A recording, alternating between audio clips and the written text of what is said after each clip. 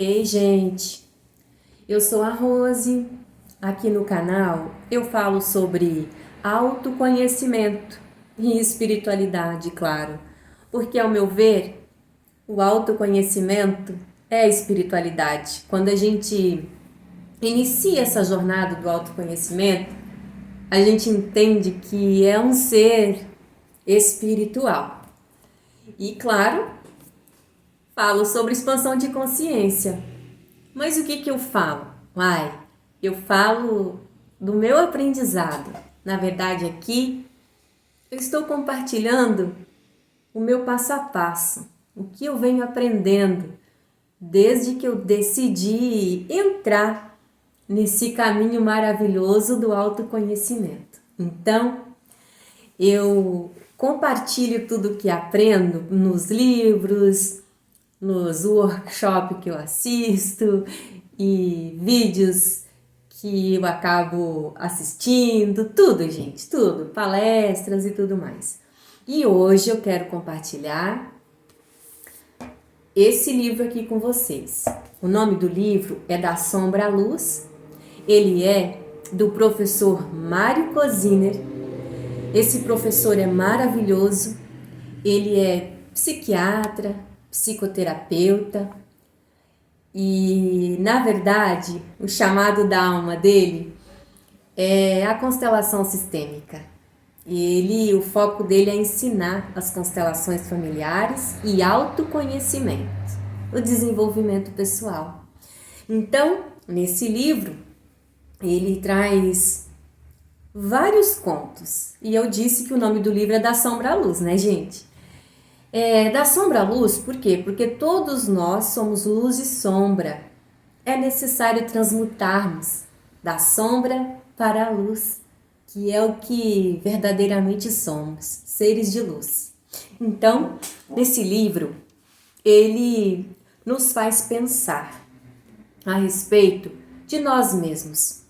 Ele nos coloca nesse caminho do autoconhecimento e nos faz questionar, como o professor maravilhoso que ele é. E aqui, de uma maneira bastante didática, ele traz vários contos.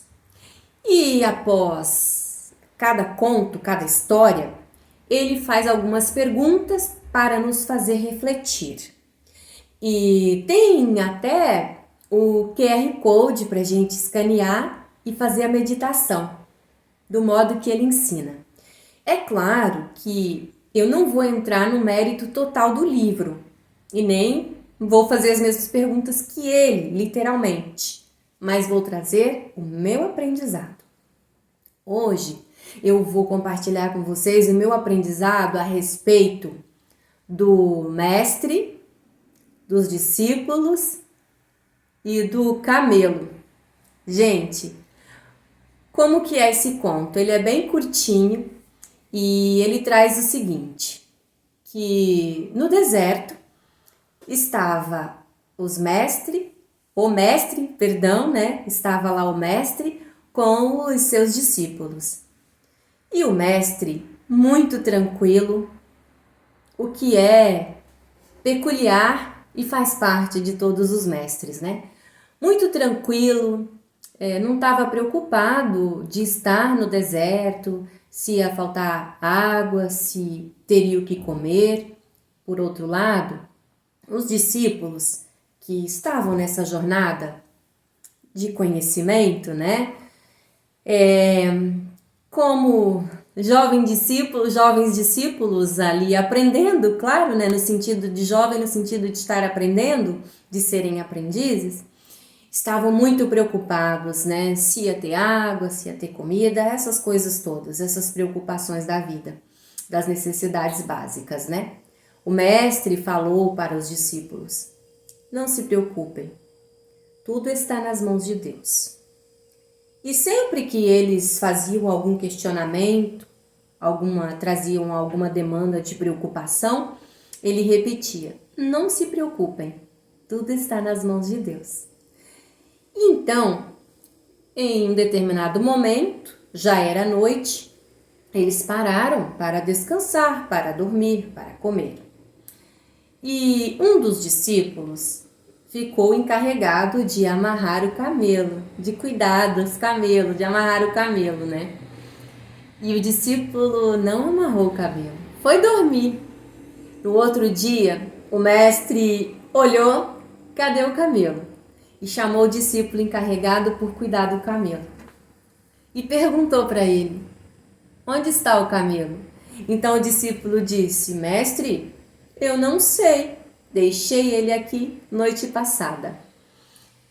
O mestre disse para ele, perguntou, né? Você amarrou o camelo?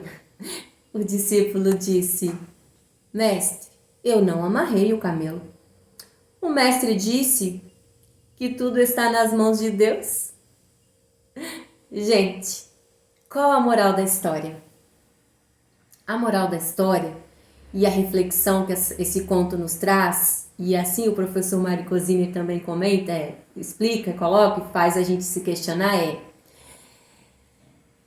quando temos um sonho, temos um objetivo em nossa vida, nós devemos planejar.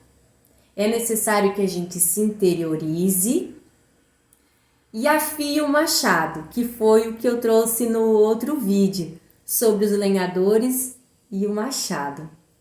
Então é preciso que a gente se interiorize, ou seja, que a gente afie o nosso machado. E não saia por aí correndo, lutando, achando que vamos resolver tudo com a força do corpo, da matéria, né? Por outro lado, não podemos apenas ter fé, né? Só a fé basta? Não. Aqui esse conto ele traz essa reflexão para a gente, que só a fé não adianta. Nós devemos ter fé, uma fé inabalável, mas é necessário que a gente faça os nossos planos, que a gente trace uma meta, até porque o universo é mental e primeiro a gente cria tudo na nossa mente, depois a gente age para tornar aquele objetivo real, para que ele se concretize, se materialize, né? Então, o que esse conto quer dizer? Ele quer dizer, ora, confie em Deus, no Criador, tenha fé, mas não apenas isso. Se você tem um objetivo na vida, você tem fé de que vai alcançar aquele objetivo, mas se você não agir, não vai se tornar real. Por que não? Porque Deus não vai fazer por nós o que Ele precisa fazer por meio e através de nós. Deus precisa de nós, do nosso corpo, mãos, pés, enfim, de todo o nosso ser para concretizar as coisas, para que as coisas sejam feitas aqui na matéria. Por isso que só ter fé não adianta. E esse conto me fez lembrar uma palestra do Bob Proctor que eu assisti no canal do Thiago Borges, onde é uma palestra dos anos 80 e ele disse exatamente isso. Em um dos trechos da palestra, né? Não espere que Deus faça por você o que Ele precisa fazer por meio e através de você. Entendem, pessoal? Então, esse é o meu compartilhar de hoje. Ter fé apenas não adianta. A fé inabalável deve fazer parte do nosso ser, porque o Criador cuida de nós. É verdade, mas é necessário que a gente se concentre no nosso objetivo, é necessário que façamos os nossos planos e é necessário que a gente coloque um pouco de ação. Por quê? Se temos o camelo e vamos dormir, como fez o discípulo, e não amarra o animal, é lógico que o animal vai embora. Deus não vai vir amarrar o camelo, porque ele precisa das mãos do discípulo para amarrar o camelo. né? E é isso, gente, na nossa vida também é assim. Não podemos simplesmente dizer, ai, Deus vai resolver tudo isso aqui para mim, sem a gente colocar um pouquinho de ação. Não é para sair por aí achando que não tem Deus cuidando da gente. Querer resolver tudo no braço, como fez o lenhador inexperiente lá no outro conto. É necessário que tenhamos fé e um pouco de ação. Tudo isso, gente, é aprendizado, é dia após dia. É um processo de autoconhecimento, é prática, é se conectar com as boas energias, porque se a gente ficar aí conectado com essas energias mundanas, como diz o professor mestre Neville Goddard, eterno, se a gente ficar apenas conectados às coisas do mundo, que eu adoro que ele diz essas coisas mundanas, nada vai acontecer na nossa vida. Aliás, vai acontecer sim. Um monte de coisa que a gente não queria que acontecesse, coisas horríveis, né? Porque a gente está conectado com energia ruim, vai atrair coisa ruim. A gente tem que se conectar com energias boas para atrairmos coisas boas, pessoas boas, para de fato sermos um imã, como ensina o Dr. Joseph Murphy e o poder do subconsciente, para que a gente seja um imã espiritual e mental, atraindo todas as coisas, e eu adiciono coisas e pessoas que nos abençoam e nos fazem prosperar. Tá bem? É isso, queridos. Fica a dica do livro. É um professor maravilhoso, ele tem canal no YouTube. E momentos muito difíceis da minha vida, quando eu estava no Vale das Sombras, como eu costumo dizer, esse mestre me ajudou demais e me ajuda porque eu aprendo com ele todos os dias. Tá bem, queridos? Um abraço de luz, porque, como eu sempre costumo dizer aqui, eu gosto de dizer, finalizar com um abraço de luz, porque eu sou um ser de luz e você também é um ser de luz. E quando os seres de luz se abraçam, só dá luz, gente. Não tem outra coisa não, tá bom?